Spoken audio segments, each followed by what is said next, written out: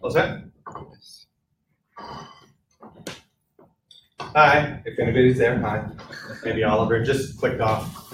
I can't tell if it actually went.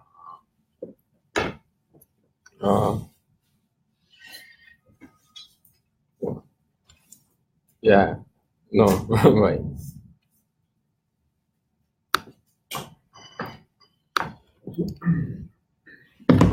The other thing you can do is just record it as video instead of streaming it and then upload it later. Yeah. No, it's asked to do it with Adobe. If there's an app running, that shouldn't time out, right? Or do I need to set the screen to where it's just going to... No, it turned off. The app turned off. Oh, the app did, okay. I thought maybe just like the desktop took over and shut it down. As far as I could tell.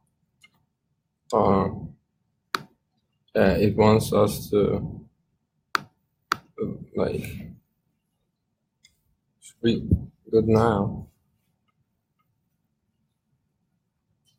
No, just record it for now and do a live streaming next time. Okay. This is a learning process. Okay, so you're live. You're already live. I can see you. Okay. Yes. That's good. All right, I'll just introduce myself, obviously. So, thank you all for those here, and if there's anybody online, hello. So my name is Chris London, and I've been a faculty member here since 2010 in the International Affairs program. I came into New School from a nonprofit, not NGO world. I run an NGO doing community development work in Nepal. I've worked in DC on sustainable coffee policy issues. I run NACLA, the North American Congress on Latin America. On an interim basis, they publish a journal called the NACLA Report on the Americas. It's a really good lefty news source on things having to do with Latin America. And a variety of other things. But before that, I did a doctorate in development sociology at Cornell University, spent a lot of time in Colombia doing research on the coffee industry. So my background is both in the applied side, but also in the analytical side, sort of Marxist historical sociology. It's kind of my training, particularly with focus on agriculture and agricultural technology, science and technology studies. The science and technology studies part will become evident really soon here in this talk, because I'm going to talk about Bruno Latour a little bit. I talk really fast, so don't be shy about telling me to slow down or asking me to clarify things. I mean, I got a lot of stuff to go through, but this doesn't have to be me talk, and only later us conversing. We can converse as we go along, and just don't be shy about that, because I'm happy to elaborate more as necessary. My goal here today is this is a project that's been stewing in fits and starts for several years now. It's something I really need to write up, and I've got it partially written and partially diagrammed. I'm going to be going back and forth between the slides and the chalkboard, and unfortunately that will put delays in the middle. Maybe when the screen's going up, we can have a little bit of conversation while we wait for the machinery to catch up to us. But I'll be walking through just some ideas and some diagrams, some images, and sort of talking through this approach to thinking about social change historically. And I really think we need to, by way of looking at agricultural technology, I think it helps us to really think about ways to rethink not how we do the future, but how we know the past, and through our knowing of the past, open up avenues for progressive, futures that can get us out of this mess that we're in. Hence, the past is another future, and hopefully that title will become clear as we move along. So,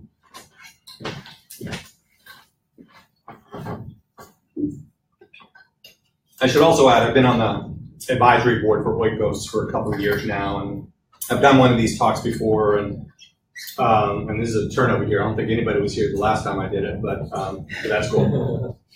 And I'm happy to support what you guys are trying to do, and I pointed international affairs students towards, because it sits here in econ, but we really need to get it spread out, get Parsons students and other people involved. All right, so we have this fundamental problem. How do we envision, design, implement, and know our way out of the present morass, the present mess that we're in?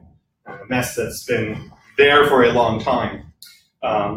And a lot of thought's been put into how we get out of it, and we're still in it. So, I'm adding one more. Maybe it's this Sisyphean thing. We keep trying to push that rock up, and we keep failing. It keeps running right over us.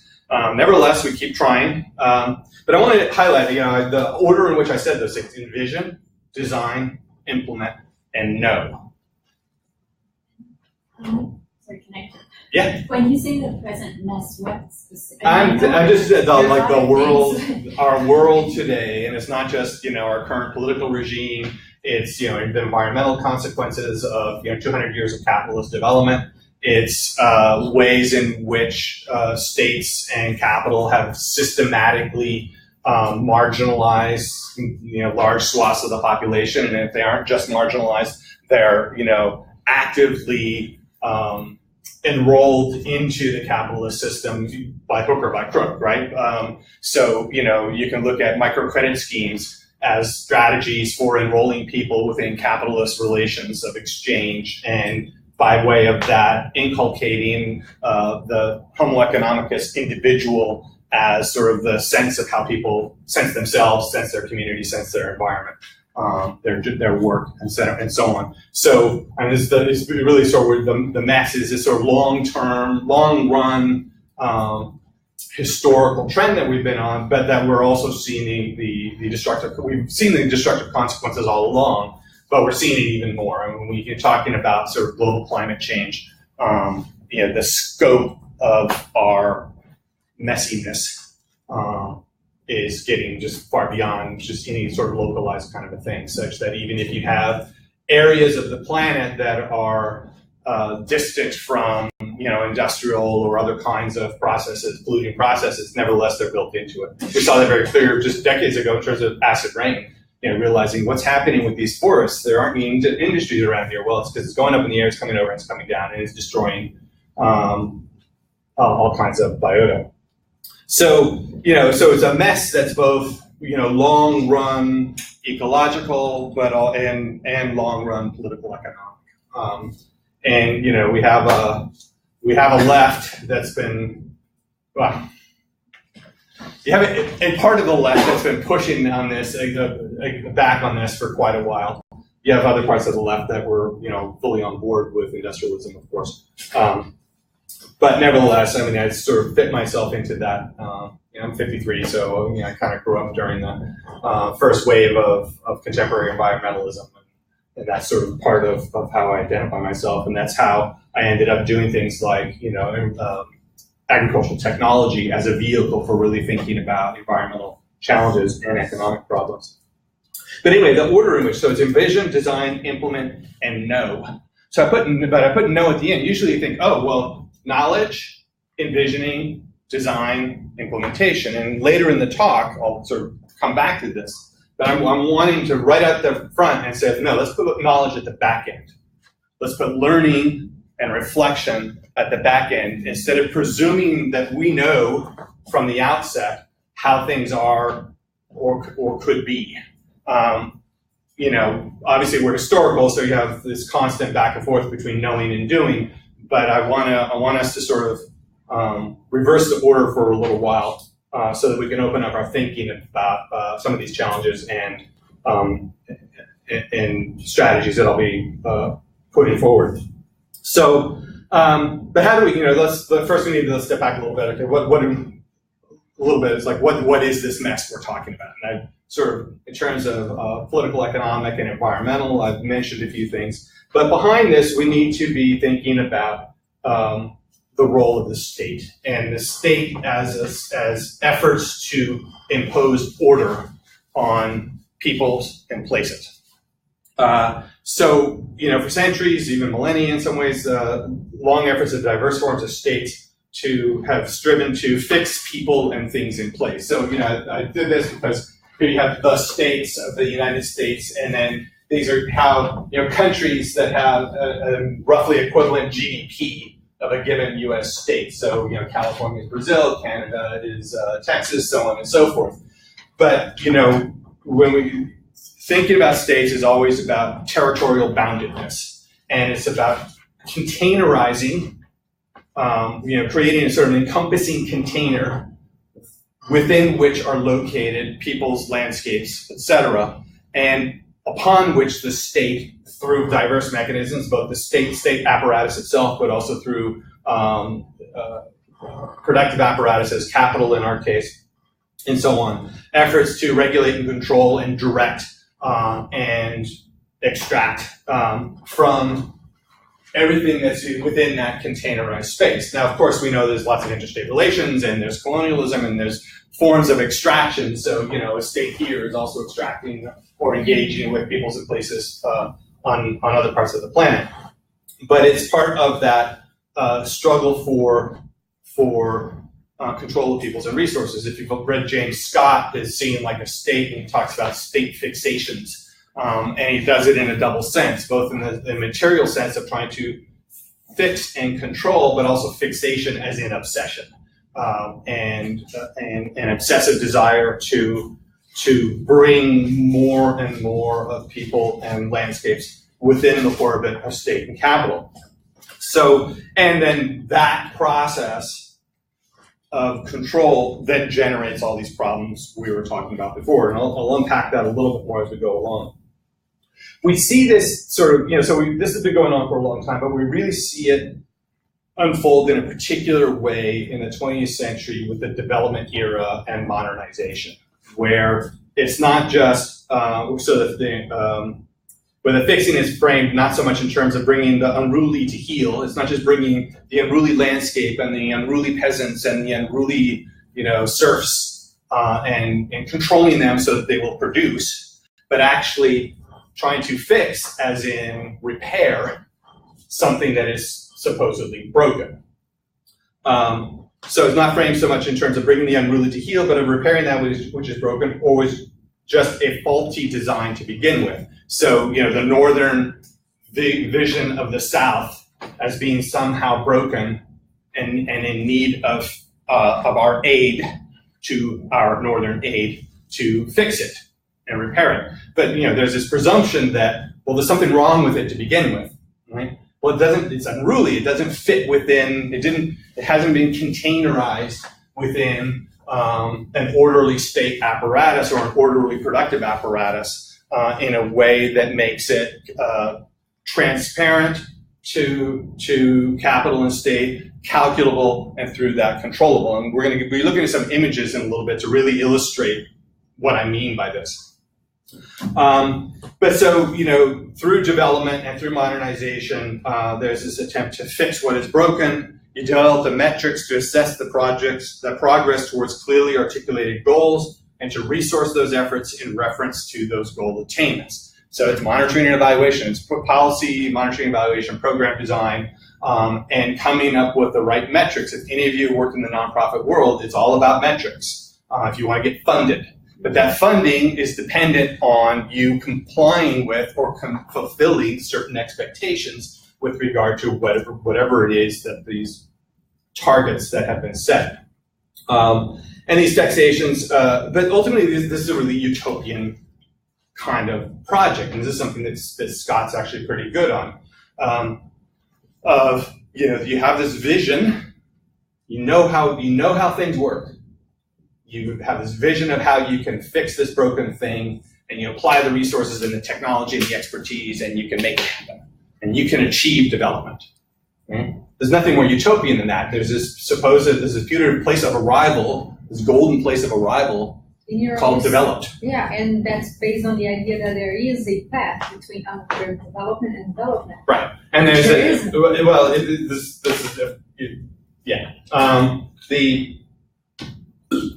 because there's a presumption that what we have achieved here is replicable. Mm-hmm. And if everybody just gets on board with how we do things, it will all be golden and we'll all trade with each other and blah, blah, blah. We know the narrative, right? I'm framing it in a particular way just so that we can then deconstruct it a little bit. It's really easy to critique at this point, but let's sort of take for granted that this is a model that people operate with. for the moment. All right, so this narrative of progressive rational control founders on any number of issues, and we could have our pick of them. But I want to focus in a particular way that foregrounds technology, in particular agricultural technology. In this talk, I'll engage with a broad characterization of industrial versus agroecological production regimes.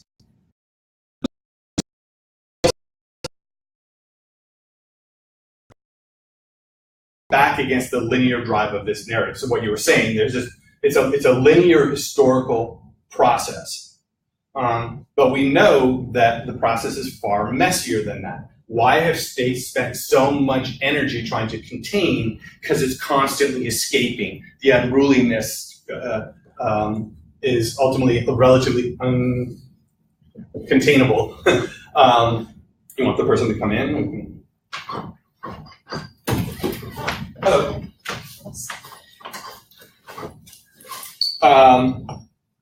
So the purpose of this talk is to sort of push back on that linear narrative. And, you know, with these kinds of talks, I'm always sort of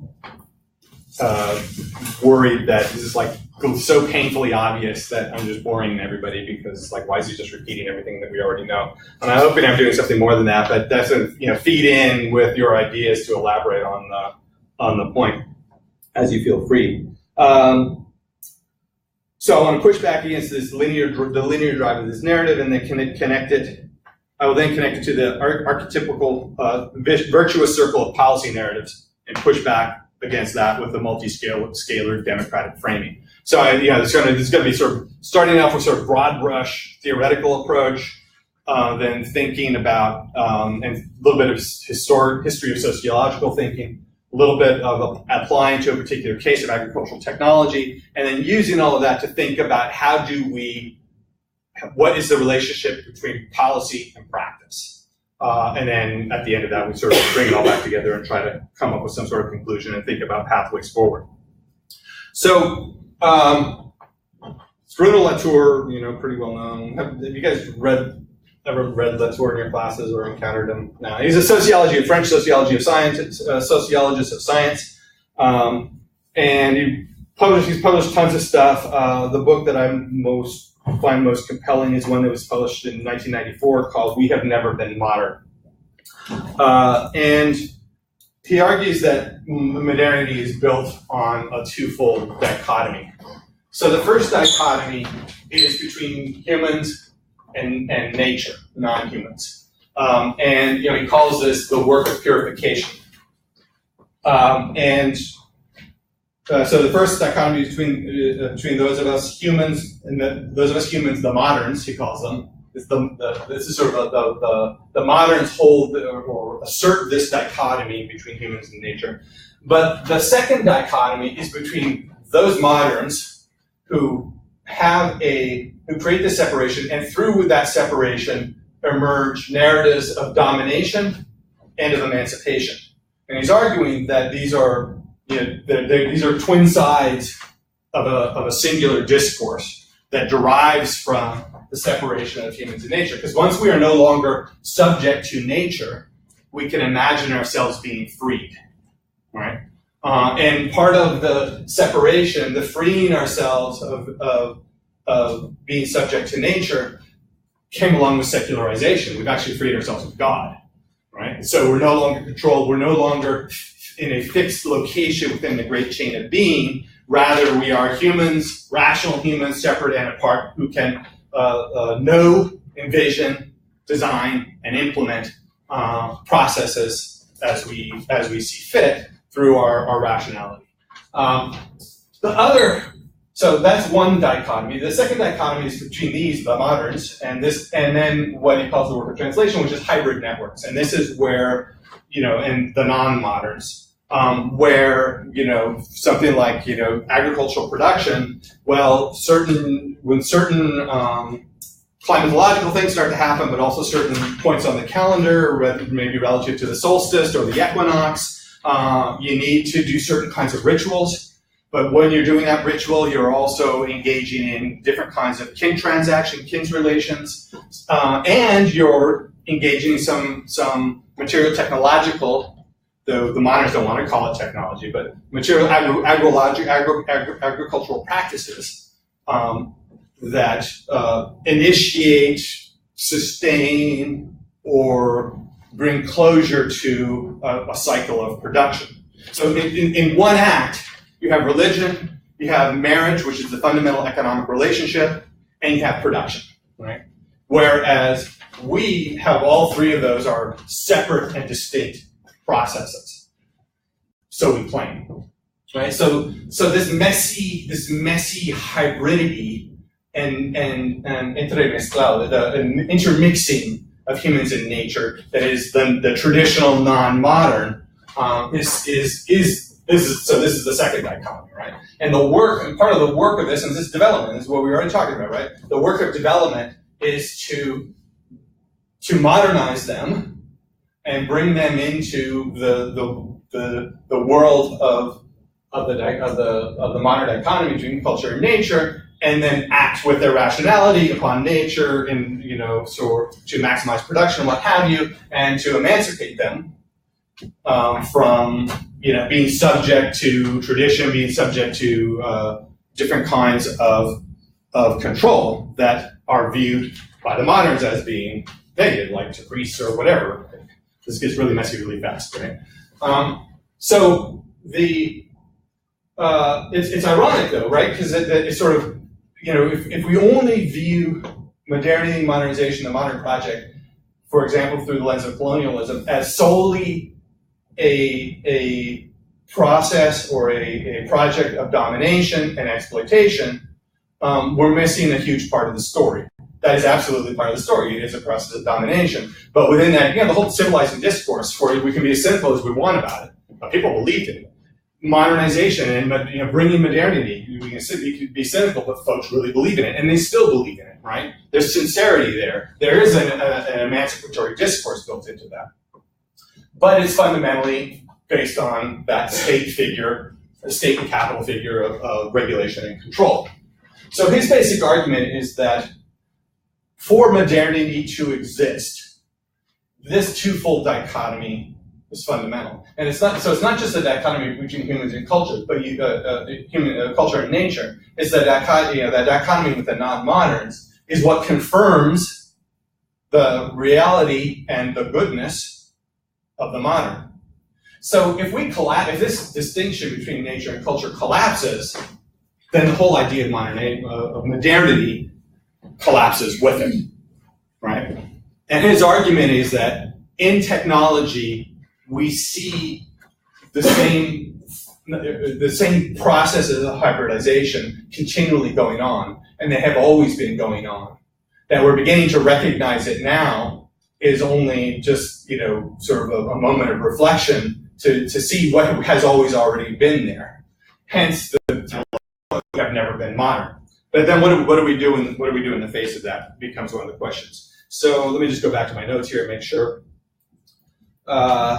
Right, so modernity depends on this twofold dichotomization, defines the rational, progressive, future-oriented moderns vis-a-vis the traditional, unscientific, repetitive, and thus unhistorical non-moderns. And this is really important because these are two early sociological theorists, Ferdinand Tönnies, German, and Emile Durkheim, French. So Tönnies had put together a dichotomy between Gesellschaft and Gemeinschaft, which is society and community. And community hooks up with I don't remember the guy's first name, Herder. The concept of culture that anthropologists latch onto comes from a German named Herder, and it's and so called Gemeinschaft, community, culture, people, Volk, and so on is part of this dichotomy. So you have sort of closed, knowable, not relatively unchanging or unchanging versus open, progressive, moving, etc. Well, Durkheim does a very similar, and these dichotomies are typical in early sociological theory. Durkheim is very different, but the metaphor is really kind of interesting because you would think that, if this is community, this is mixing with nature, culture and nature all intertwined, wouldn't you think that's organic? The metaphor is that organic and society would be the opposite. Society, because of, and modernity and the role of technology would be what makes it mechanical. But no, it means the opposite. Organic is the metaphors with the human body. You have arms and heads and legs, and through their coordination, they become mobile and moving and an articulated body. And this, so he really develops this in his book, The Division of Labor and Society. So that, again, so the highlighted modernity is not sameness, but actually difference, and different components, and everybody has their role, and through organic interconnection, they become a functioning, mobile, progressive whole. Whereas traditional is mechanical, because it's a mechanical repetition and reproduction of of social relations. There's no change, there's no progress, it's unhistorical in the sense of it's continuous and invariant. Whereas we're constantly moving and changing. So it's a kind of a bizarre inversion in a way. But these kinds of dichotomizations have been very powerful mechanism and theories through which we have put into practice the state fixations and the regulation and control by capital. So how concretely might we see this in practice? And this is where I think agricultural technology is really useful for thinking about it. So those of you who have laptops, you can start Googling yourself along the way. I've put a few words or phrases in, and maybe just gonna turn all the lights off so you can see it a little bit better. So this is rural. What are you seeing? Yeah, it's all like man-made in a way. Like rural is farms that are cultivated. Like there's the imprint of human beings. Right, but you have particular kinds of fields, right? You see the imprint of human beings, but do you see any human beings? No. So the rural is like, we look at it, we see, okay, it's productive, it's structured, but there's no humans in it. Okay, let's look at farming. What we got next here? Yeah, this is farming. So let's step back a sec. So we have these straight line, and this is sort of Midwestern U.S. style agricultural production.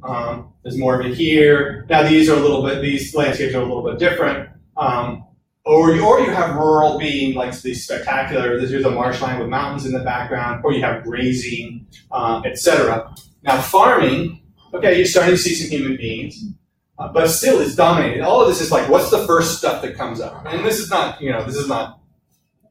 data, right? But it's more just sort of like, okay, this because Google search engines is whatever rises to the top is what people tend to focus on. And so you have these rectilinear landscapes, even when you have, is it up here?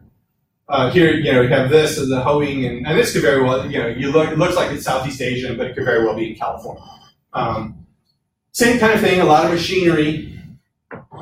So what we're seeing is the implementation of the rationality of modernization and development, right? These are sort of tested on experimental farms, developed in labs, and then taken out and through diverse mechanisms of credit, of education, of persuasion, people transform the landscapes on which they work into this rectilinear form. Oh yeah, so even you have this plowing, and this is large. You think, oh, this must be some small peasant farm. No, this is huge for a southern peasant producer. Lots of places you have 1 hectare, you're doing well, right? So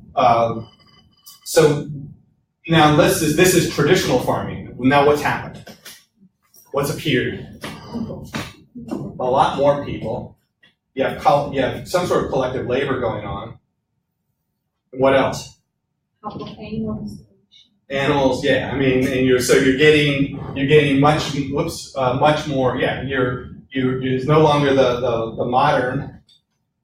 Rather, it's that intermixing with nature, right? So we're seeing visually articulated that dichotomy, that twofold dichotomy that Latour was talking about. So because particularly these are tiny tractors. You get into a big, and this is a small combine, you get into a big combine, and these things are run by GPS, right? And you just sort of set the thing to go, and when it gets to the end of the field, it turns itself.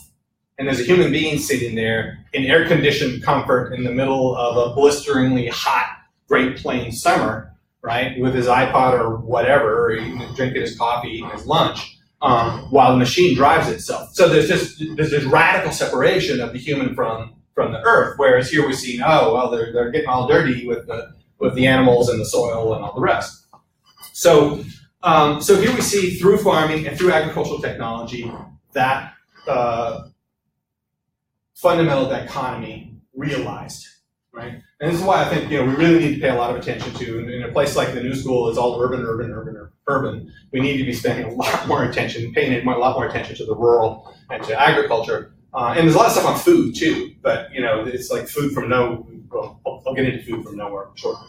But it's a bit displaced, even though. Okay, so we're starting to have people. And I put in traditional farmers, and all I got was pretty much the exact same pictures as these. So I put in campesino, which is Spanish for country folk, and you get it was interesting to me to see, but because it's a Spanish word, of course you're gonna get Latin America, but mostly they're older, which is interesting, and that's true globally.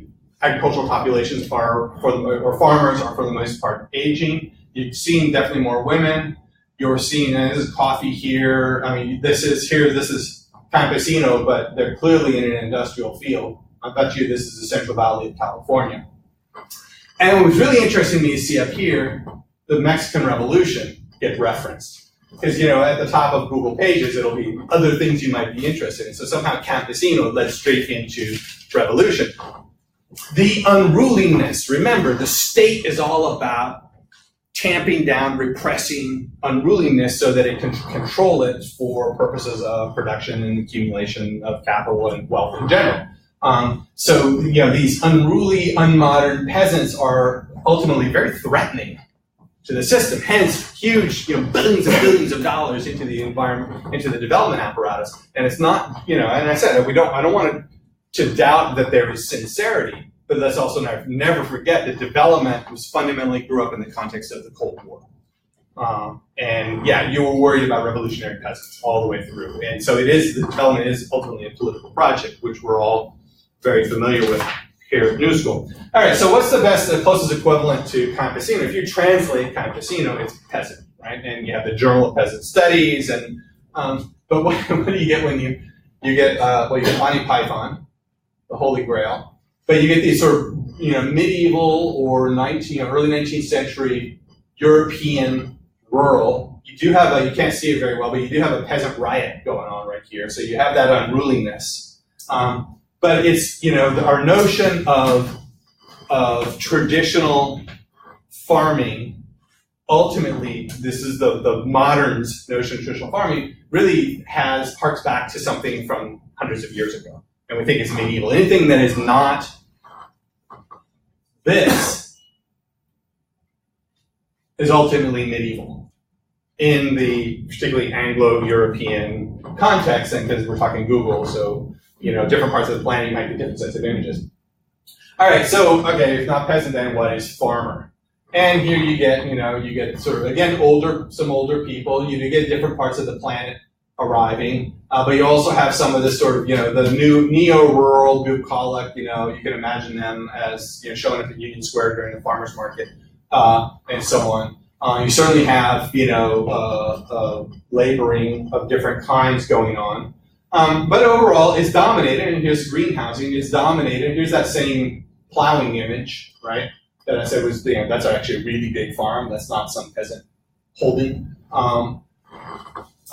You are seeing farmers wrapped up in, ultimately, it does do this work of purification. So we're seeing through agricultural technology instantiated the basis of his argument. And now what I want to do is sort of step back a bit and do work through some diagrams. And I don't have them electronically. This is a project that's been a long time in making that I still haven't done. What's that? Digitized. Yeah, yeah. No, it was going to happen last spring at an RA, and then it didn't.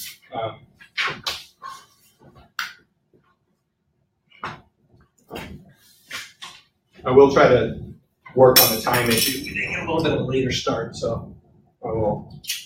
All right.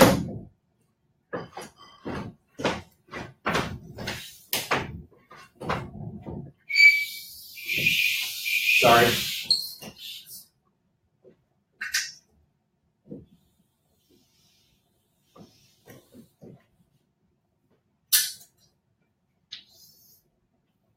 So the one way of representing what I've been talking about so far is that here we have the sort of the cultural and the technical intertwined. The example I gave before, the sort of description before of how marriage and farming and religion are all intertwined with each other. So here we see that intertwining, and then we have some moment where you get the socio-technical split.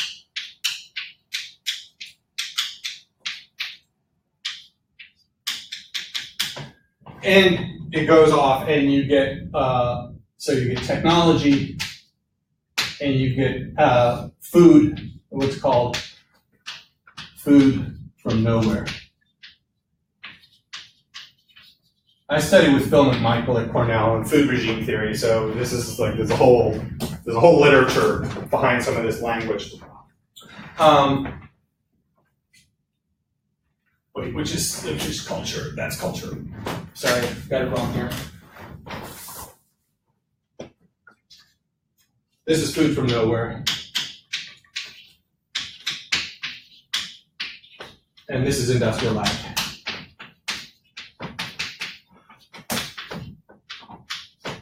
So what does this mean? So that divorce from nature, the divide between nature and culture, which leads to a productive apparatus that is industrialized, and you see it in the combine and so on, generates huge volumes of a relatively few number of commodities. The majority of research that's been done over the last 100 plus years on agricultural crops has been dedicated to 30 crops, and most of them grain crops. Right? So, we know that there are thousands upon thousands of different kinds of crops that humans throughout history have developed and deployed. But in our modern, through our modern apparatus, we've really just focused on a few. And is that data for the United States or the world?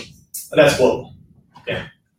I teach a course on this in the spring called Food Farming and Capitalism. So if you're interested in this, we can definitely just come in and we'll do the deep dive. Why food from nowhere? Because it becomes disarticulated from place and from cultural things. So the most extreme iteration of this is like meat that comes wrapped in styrofoam and plastic, and people who have no conception that there was actually a living animal behind this. I mean, it sounds ridiculous to say, but it actually does in fact occur, that people really don't make the association. Or you see animal slaughter and people freak, right? Well, how did you think it got there to begin with? And we're talking like, maybe going and visiting a farm and somebody kills a chicken for, like in the global south, somebody kills a chicken for dinner because you're an honored guest, right? And it's like, well, just imagine, so mass slaughter through Purdue industrial chicken farms and so on. But because it's distant, because it's unseen, it becomes disarticulated from place. And so, again, this is something that's very familiar, and you have distancing through industrial technologies like canning, refrigeration. You get greater and greater in transportation, of course, you get greater and greater distancing between what we consume and where and how it is produced. And that's that spatial reality, you've all read or are familiar with David Harvey in one way or another, that spatial reality is fundamental to sustaining the nature-culture divide and that modern dichotomy that Latour was talking about. Now,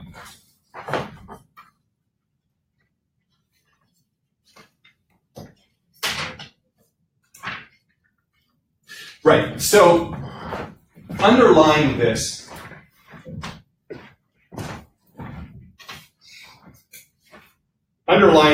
sort of narrative here, and this is a narrative. I mean, it's a material description of things that have happened, but it's also a story that we're telling. And underlying this story, the modern dichotomy story, is a narrative of social change and history that is fundamentally linear, as we discussed earlier, and I call it a transition model. And the notion is that you have situation A, you apply knowledge, envisioning, design, and implementation, and you can transit to some alternative state B. Now, this is both a very clearly discussion or a description of the premise behind modernization and development, but this narrative is fundamental to how we actually look at the past, our own modern past, is that we transitioned from some sort of pre-modern, traditional, etc., Gemeinschaft, into a Gesellschaft. And so all we're claiming we're doing is we are taking our own historical experience and helping people to replicate for themselves that process of change. Now, hold that thought, I'm going to have to erase that. Out of curiosity, Yeah. I'm listening. the linear transition, the history, it's more Western because Yeah. in Asian cultures it's usually circular, or there's a motion rather than linear. Yeah, no, I'm absolutely talking about, and that's what Latour's talking about. We're talking about the sort of the Anglo and by Anglo-European, so basically U.S. and Europe model of history of technology, and that divide. That yes. So yeah, no, there are absolutely other forms. We're gonna sort of get to that. I'm not going to go into Asian models of history specifically, but when I get to figure ground reversal, hold that thought, right? So this is a model, it's a narrative. I'm not saying it's true, right? But I'm saying this is the kind of thought process, that linear thought process of state fixations allows for.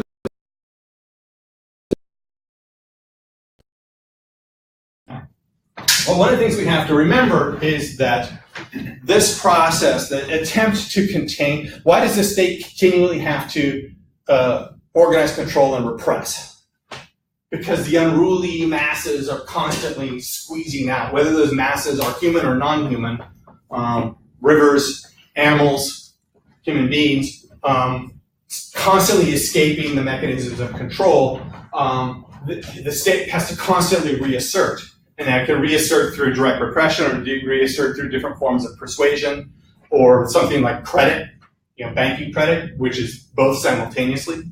It's both controlling and repressive, but it's also a persuasive mechanism. But you'll have access to all this and all these things you can do. Isn't that wonderful? Oh, and if you don't pay, you're screwed, right? So we get repression and emancipation and domination happening through the same thing. But this agricultural transition we're talking about, without credit, the thing never happened. So that is a fundamental fulcrum. All right, but we have this notion that you get this socio-technical split, you get the divide between production and consumption, but we know that, apropos what you were just saying, that in fact, in diverse parts of the world,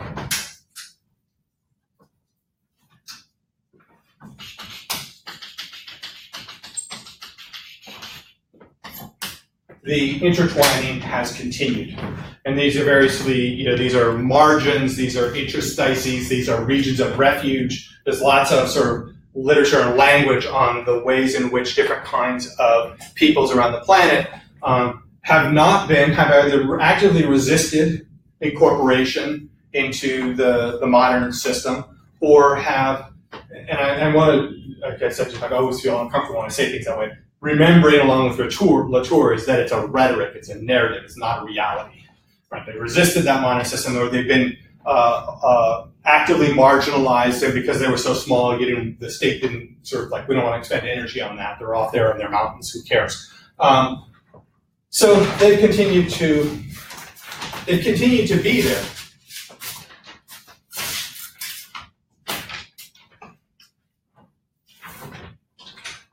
Oh, actually, sorry, I jumped the gun here a little bit.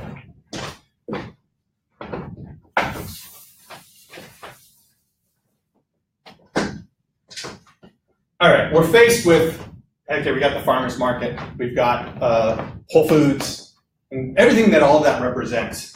And there's a couple of different ways I'm going to talk about those things, like Whole Foods in particular, in a moment. But, recognizing, and we've been recognizing it for 30, 40 years at least, really actually goes back farther than that. Marx's dissertation was actually about environment, right? He wrote about Lucretius, and so, I think, which is his, I can't remember, De Natura was like his encyclical or whatever it was. And so he was actually a proto-environmentalist back in the 30s. So it's been a concern for a long time. But it's really coming to fruition, and we're beginning to see an attempt to, through ecological technology, sustainable farming, organic ag, et cetera, and we're seeing relocalization, and that's exactly what farmers markets are. In an attempt to reconstitute some form of agro-eco-social systems.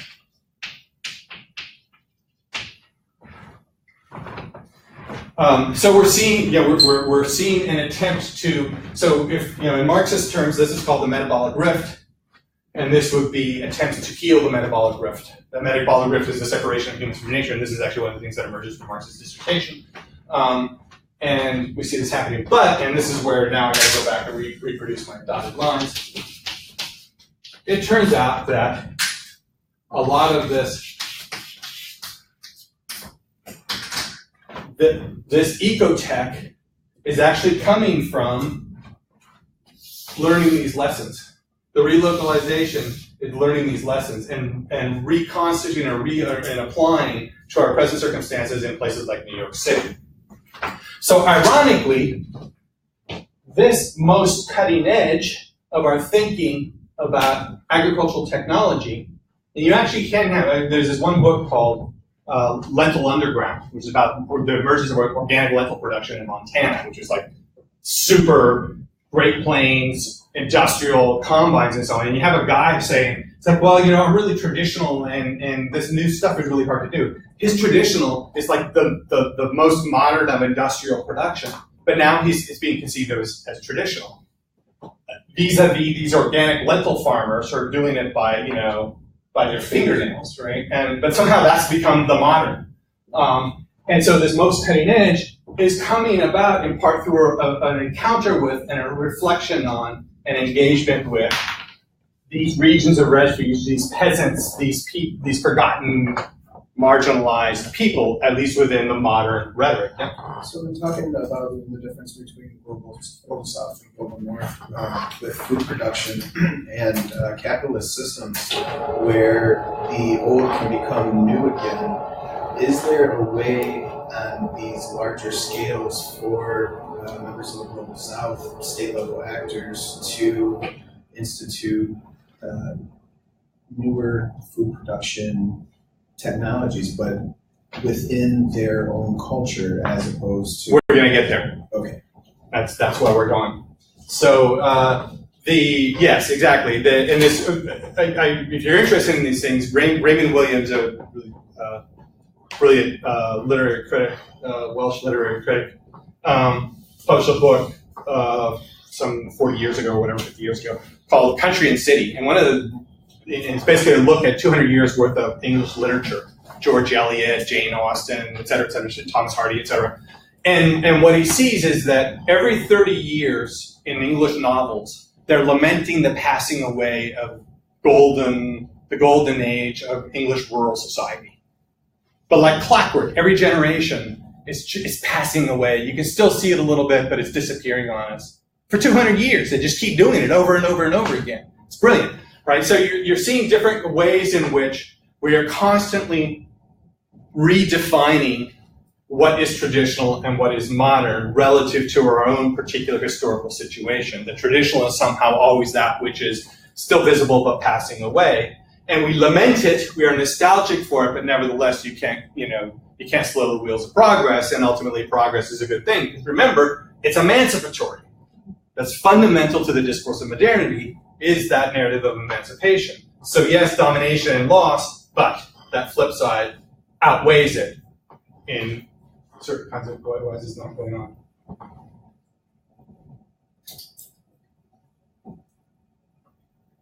Shit.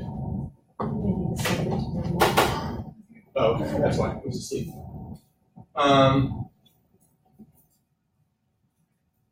Right, so remember that the sort of you have our socio-technical split, right? And we have our dotted lines in between. Our capacity to see those lines, our capacity to see these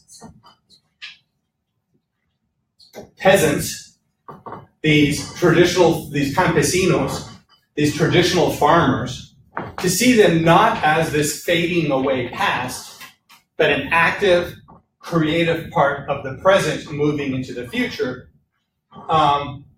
is a process of figure ground reversal. It's not that we are somehow reconstituting these traditional models or these traditional ideas. It's that they've always been there. And people like, you have agroecologists, scientists like Miguel Altieri and many others, going to Chiapas and other parts of the planet and discovering these extraordinarily sophisticated agricultural production systems that from the modern eye are a total mess. I was talking with a guy one time in Oaxaca, and he was saying, yeah, they've done a study, and on 1 hectare of land, these farmers in Oaxaca could identify 600 species. If you gave me a dictionary with I'd have a hard time coming up with a list of 600 species. And they can identify it and tell you in a large part of the case, tell you what its utility is. Some of it's directly for food production, other things, medicinals, other things, there's all the, animal fodder, any number of things, right? Extraordinarily sophisticated systems. But it's this kind of is a classic thing of, is it a cup? Is it two people face to face? And I think for me, this is a really important kind of methodological and intellectual process we need to engage in and figure out how to recognize these other systems. I'm sorry, Andrew's your name? No? Eugene was saying, these other that have always been there.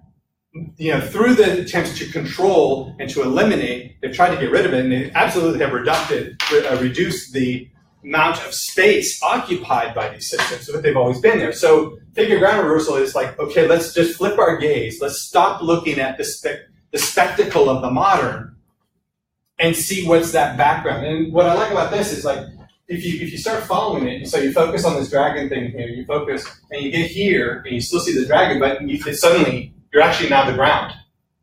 Without even being aware of it, you've somehow, now it's like, oh, okay, oh, well, this is sort of just, oh, well, now we're, and that kind of mental exercise of fluctuating back and forth and striving to constantly see what we're being presented and what's being pushed into the background and trying to flip that. And it's not just table turning or making the peasants now the new leaders of agriculture. It's not that simple, but it's more just the mental exercise. So holding that thought in mind, and I think that's essentially what's happened here, right, with that. This is just doing the Google image of agroecology. And we get diagrams and a few things, and we have, but it's agroecology has been wrapped up in a modernist discourse. That said, it's actually representing the collapse of modernity in Latourian terms, right? It's working to erase that nature-culture dichotomy and in recognizing the multiple ways in which we are constantly embedded in and embedding of other processes, humans, non-humans, geological, what have you.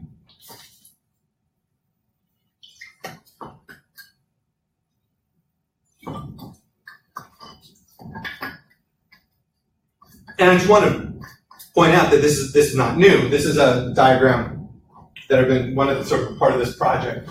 This is just trying to track Western Europe, Anglo-European attempts. So you got biodynamics, organics, or agroecology as a discipline, and sort of going back to at least the 1920s, but it goes back further, and sort of trying to trace out to a certain extent when and how we have responded within the Western context to the socio-technical split. Because all of these are ways, because one of the things about agroecology is that it absolutely started off as sort of this scientific encounter with peasantries, but it very much got wrapped up in social movements, and sort of emancipatory social movements. And to the degree to which the social movements stay with or hive off from the technology is an interesting thing. This is where organics is really important, because organics started off absolutely as a social movement. And I'm going to show you some diagrams in a minute. I'm going to put the screen back up and draw them, about how the socio-technical split actually gets reproduced in organics.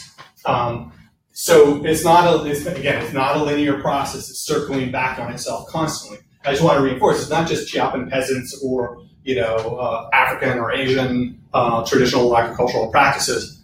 It's also within the Anglo-European context. Right, that will come up shortly. I hate having to switch back and forth like this.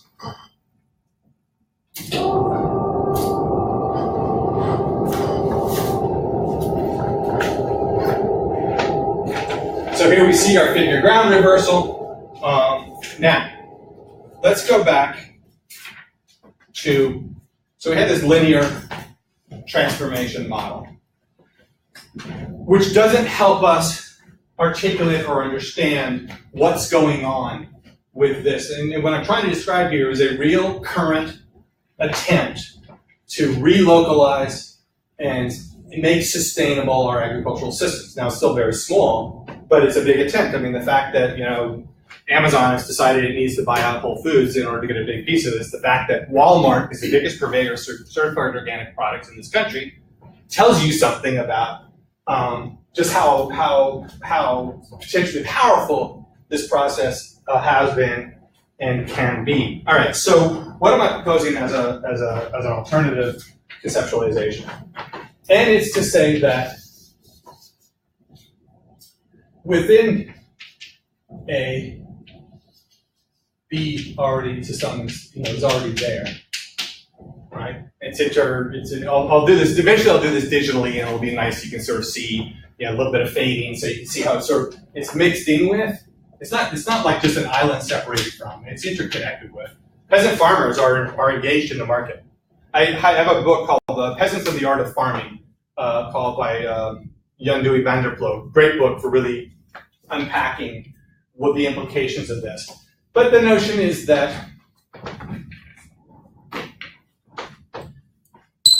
applying this, what's happening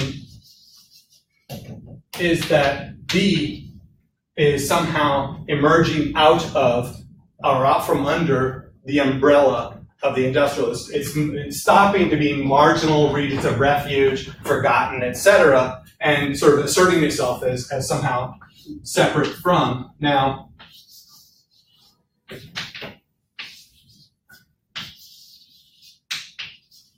and such that you get the emergence of, like in coffee, you get the emergence of specialty coffee as a separate process that emerged out of a sort of a quasi-social movement.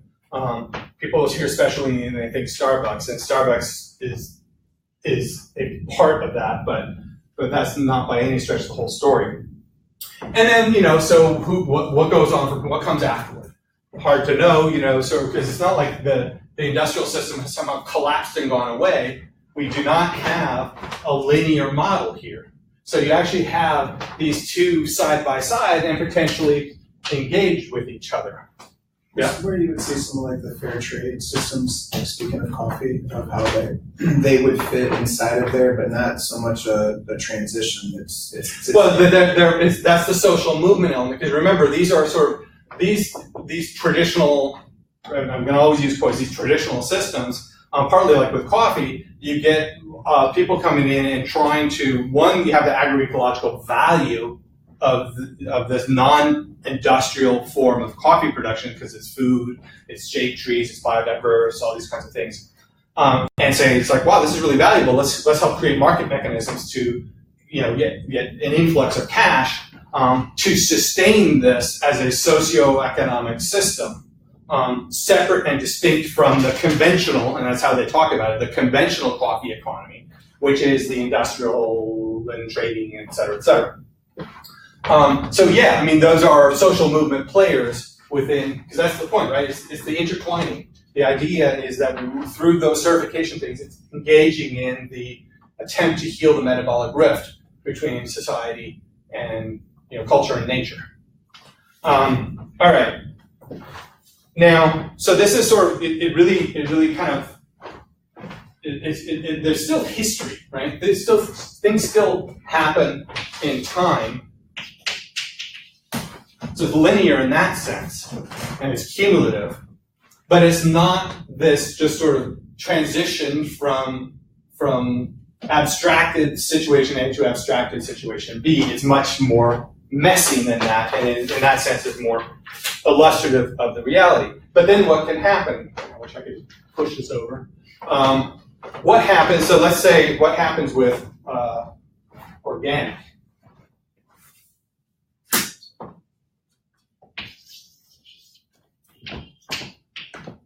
In the US context, organic was a whole bunch of small local efforts. Today, you go to any bodega in New York City, you're going to find organic milk and some organic products and so on, which 20, 30 years ago, or 30, 40 years ago, I'm getting older, that was what the hippies did. In their communes and their weirdness and their long hair and their, ratty clothes, and, that was this marginal thing that they did, this counterculture. Like, you actually have Murray's Bagel sells counterculture coffee. Right? But it was all these little efforts, and they went and they did their own thing, right? But as time goes on, there's more and more communicated and integrated with each other, and you have the development of marketing apparatuses, and the biggest, animal on the block right now is Amazon, Whole Foods. But Whole Foods began as a shop in Austin, Texas, right? And it eventually grew and grew. Then it absorbed Wild Oats, which grew out of Boulder, Colorado, and right. You had these. But what I'm describing now is that so you had the sort of organic emerge, thinking this model over here, and it got bigger and bigger, but so big that capital reached out and captured it. And the capturing happened as a result of the 2000 organic rule. When in 2000, basically the market and corporate capital is like, we can, if there's no assurance of clarity with regard to what organic means, in other words, if we don't have a clear certification system, we can't really get into this market. So the USDA created the organic rule, and that opened the floodgates for the consolidation and industrialization of organic production. It was already heading that way. That consolidation was already underway. But once you had the organic rule, because you had, like Cascadian Farms, for example, started off in Washington as one of these smaller things. But the guy who built Cascadian was very much a libertarian. And believed in the market and so on, and he grew his business. So you already had, even before the organic rule, you had these processes underway. But what you see happen with organic is that rather than staying separated, A reaches out and reabsorbs B. So, to your question, okay, what do we do in the face of that? Now, what I was trying, what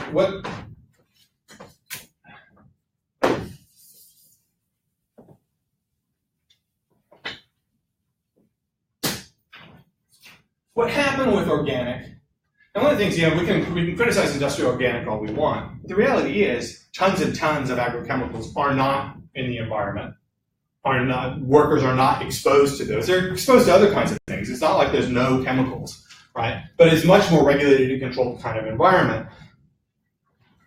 Has downsides. It's actually harder work. Like the industrial organic farms in California are harder work than the regular industrial farms because you're not using different kinds of chemicals that reduce the volume of labor, but also reduce some of the burden of labor. That said, what emerged out of, if we look at organic and the emergence of that network, it didn't grow because of some, plan and vision. It emerged organically from people doing their own thing. They did it here, they did it there, they did it over in this other place. In the US context, they could industrialize, centralize, capitalize that. But globally, that's impossible. Because one of the lessons we have from agroecology is that it's fundamentally dependent on local knowledge. That you take that Chiapan or Oaxacan farmer who can identify 600 species on a hectare of land and plant them on some other part of the planet, and he'll be able to identify a few things, but nowhere near 600, whereas the local, he or she can, right? So that intimate agroecology as a model, as an eco-technological model, is fundamentally place-based. Now, that doesn't mean autarkic, alone, off on their own, subsistence farming, only feeding the local economy. No, things can be connected and integrated with each other, but you fundamentally have to design the production apparatus to be in accord with local, social, cultural, and ecological conditions, because otherwise it will not work. Otherwise, you'll just get modern standardization all over again, and you'll reproduce the modern dichotomies that Latour. And that's because that's exactly what happened with organic. It's a total reproduction of the modern split. Just about done here. So coming to your question, how do we think about this? So if organic, if ecological production, agroecological production must be local, how do we approach that in a way that isn't just going off on our isolated own, but somehow is interconnected with each other? And I'm going to walk through a process. First, we're going to just talk about the policy process. Are you all familiar with the policy program cycle? You've probably seen something like this before, right? You have this virtuous circle of you have a policy apparatus or a policy that generates a design process that creates an implementation process that is monitored and evaluated, and then feeds back into the policy. So it's a learning process, right? It's engaged and learning. But one of the things you look at this, and it's a virtuous circle. Everything is the same scale, right? And are equal. Just look at any number of World Bank, UN, USAID, etc. documentation about project planning, policy design, and development, and you will see this cycle reproduced all over the place in pretty much exactly this form. But in reality, so this is the project cycle in theory. In practice, that's not what's going on. In practice, policy far outweighs everything else.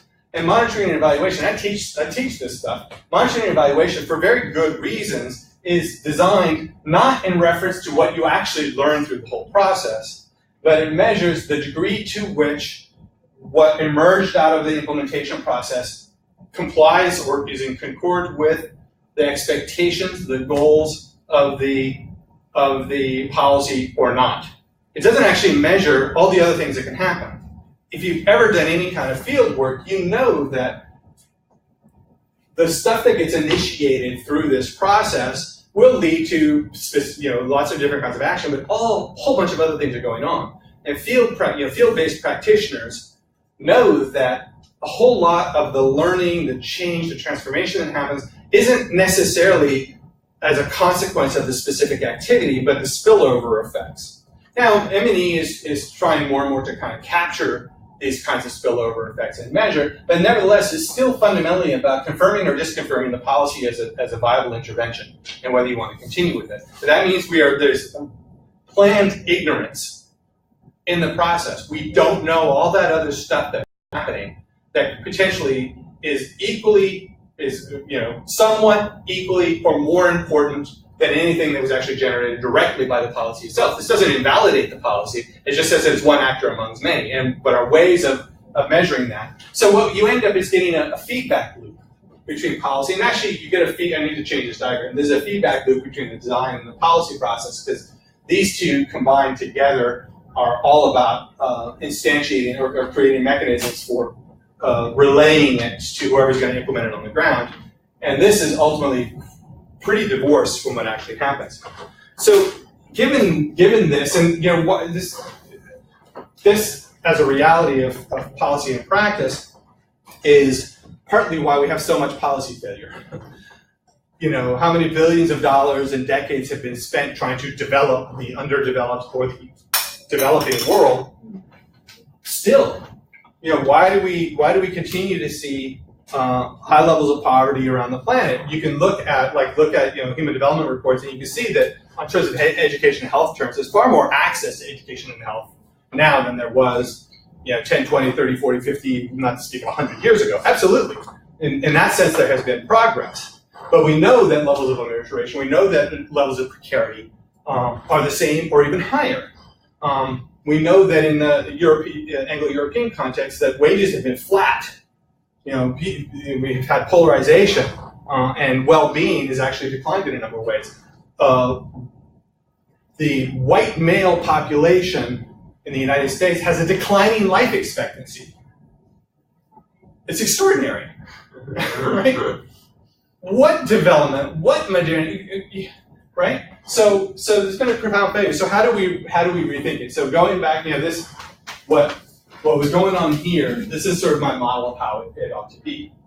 It's not table turning, but start with implementation as scale and location specific design.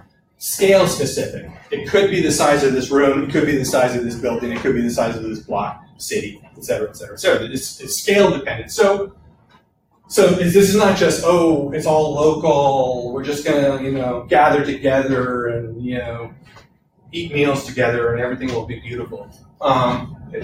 It's not that stereotype of sort of hippie commune kind of thing.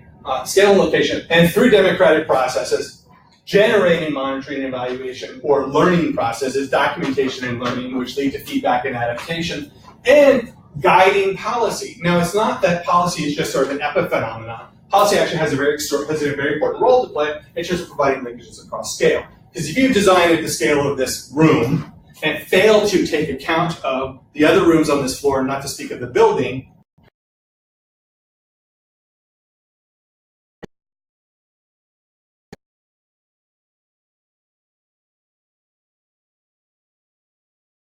so we absolutely need policy as a linkage and as a mechanism for distributing resources, but by way of democratic process. So for me, what this tries to do is take our conventional policy cycle and reconfigure it in concordance with both this transformation, not transition, the transformation model of thinking about history, thinking about the figure ground reversals, because this allows you to be aware of all that is going on, not just what the policy wants you to pay attention to. And it begins to think about locations as networked and connected. We're already talking about this, but it's putting the decision making away from the webmaster or the whatever who controls them or moderates the network into a truly distributed process. We saw it emerge with organic. It was all these little places and people that interconnected. And then it went off and got recaptured. But my point with that is I look at organic both as a cautionary tale, but also as a hopeful tale. It's actually possible, right? Because it's been done. Now, how do we do that and expand that out on a global scale in terms of crossing to all the diverse potential environments that we have?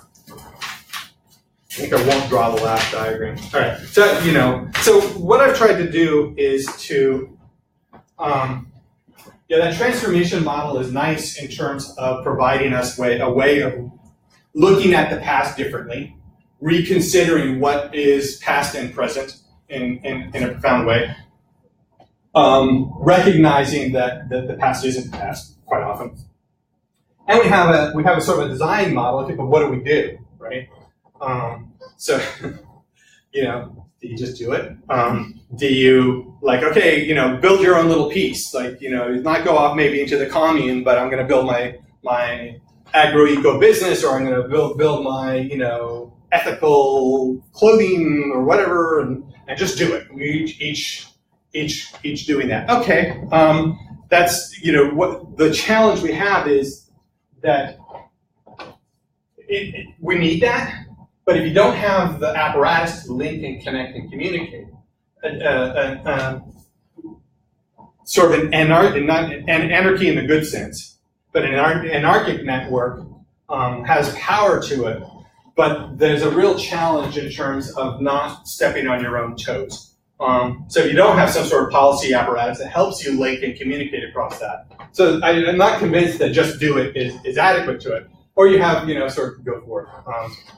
When I first started seeing these, it's like, okay, you got some genes, and it's, you know, it's the thing about these things, it's like, it's all white people.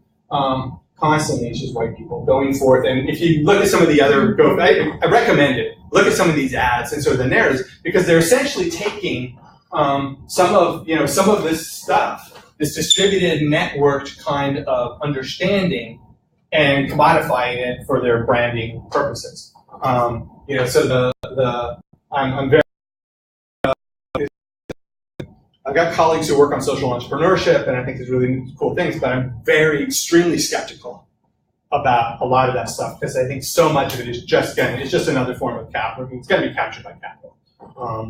And we're seeing it constantly. So Stumptown Coffee Roasters, I just learned the other day, Stumptown Coffee Roasters out of Portland, which is like, you know, like one of the best known for being very serious both about the quality and social impact and blah, blah, blah. They were bought out by one of the largest multinationals, right? It's just another fucking part of the machine.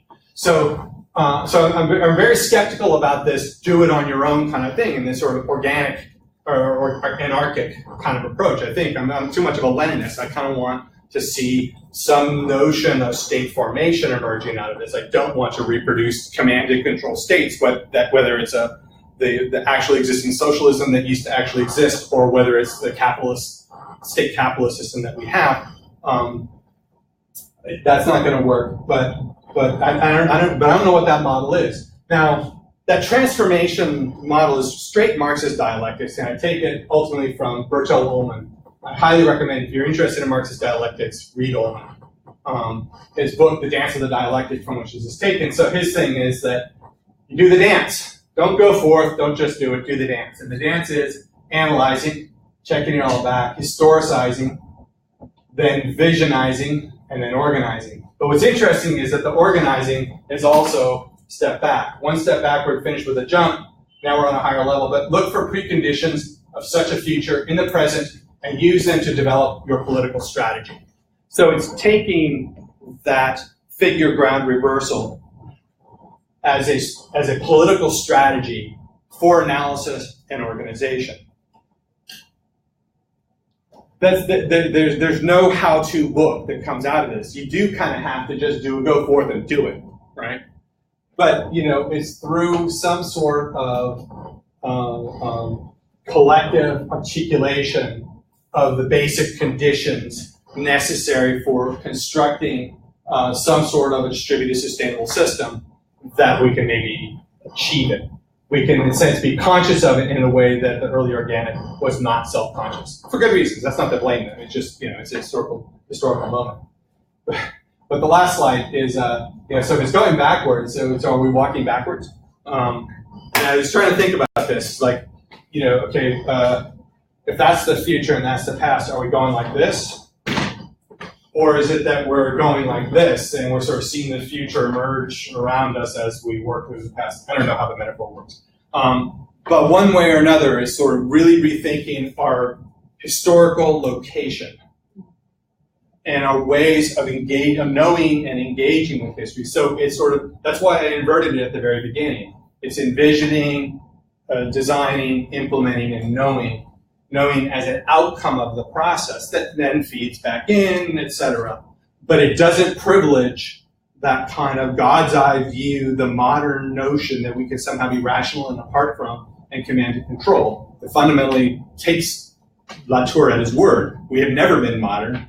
That's been a fiction, a very powerful, but it's been a very destructive fiction, ultimately.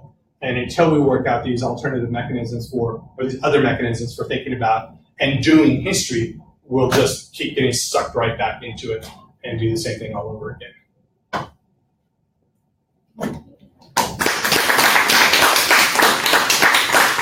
So, I know there's not much time left, sorry about that. I'm gonna sit down now. Well, I have a question, but it has a philosophical precedent. In terms of Karl Popper, he mentions that just because you see something does not mean you observe something, you only observe when there's a problem. So in terms of the policy implementation and monitoring, how do you monitor something that, unless you're looking for it, you won't actually, even though you're seeing it, you won't take it into account? Like how would... Right. That's where, I mean, so when I ran an NGO, one of the things I really started to work on, but it's much easier said than done, is to really work with my field staff to really become socio-anthropological in how they went about thinking about what they see on as they do their rounds. So just one specific example.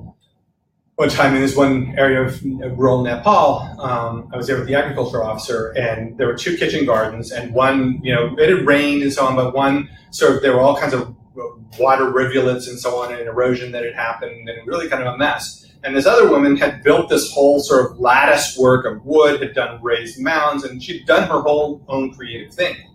And we were sitting there saying, it's like, let's, our job is to really document and understand what happened. And it's not because she is the model, we need to mimic her. It's not that simple. But to understand, from what did it come? Just in a historical objective sense. And through that process of reflection, we can then maybe begin to think about our communication mechanisms and tools. So it's just, but in a conventional M&E, you would just check off, okay, complied, did not comply, right? And I'm saying it's like we got to go to that next step, which is figure out, well, why, right? Well, and M&E does this. I mean, I don't want to, I teach this stuff. I'm not trying to undermine it, but I think we need to be more attentive, integrate more, and M&E has its origins. I teach research methods. It has its origins in basic social science research, right? I think we need to incorporate more of the ethos of that. But what that means is a dramatic slowing down, right? Because M&E, as it's constituted, the whole point is to be able to do it quickly and regularly and process it and analyze it and so on, and deliver results to the donors. This is a more qualitative and open-ended process, and it radically slows down decision-making, which is not good for capital accumulation, though it's just fine with people thinking about the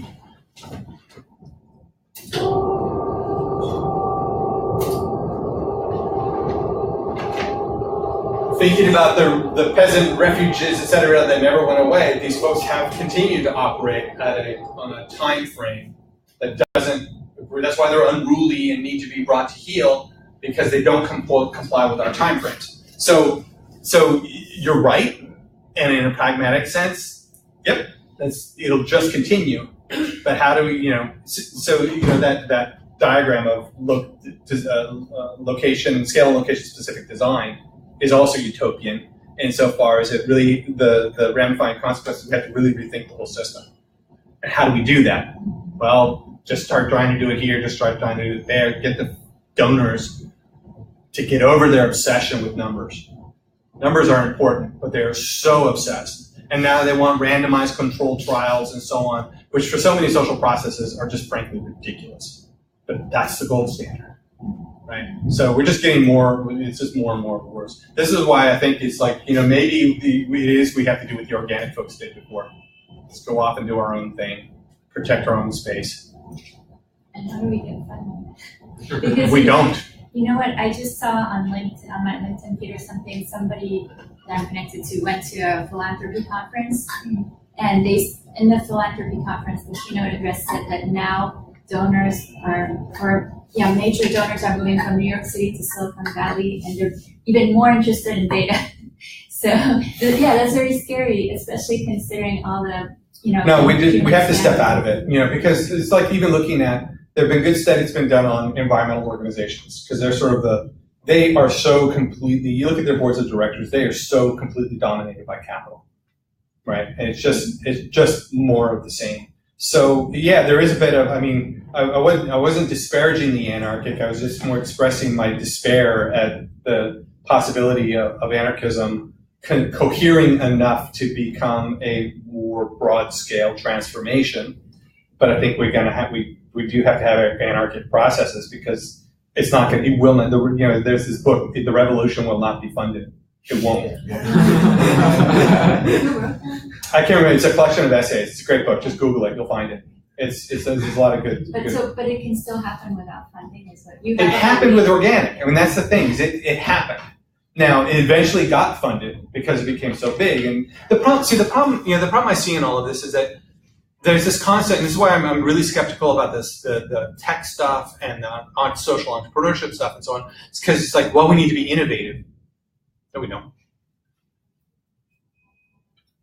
Technology, we already know in diverse ways that technology already exists and has existed, right? Do we need to adapt and so on to make it workable under slightly different conditions? Yeah, sure. But the technology is there. The knowledge about the environmental, social, etc. conditions is there. The data for poverty is there. We have everything we need to know. We don't act on it. Why? Because until it becomes a mechanism for capital accumulation, it will not be funded, right?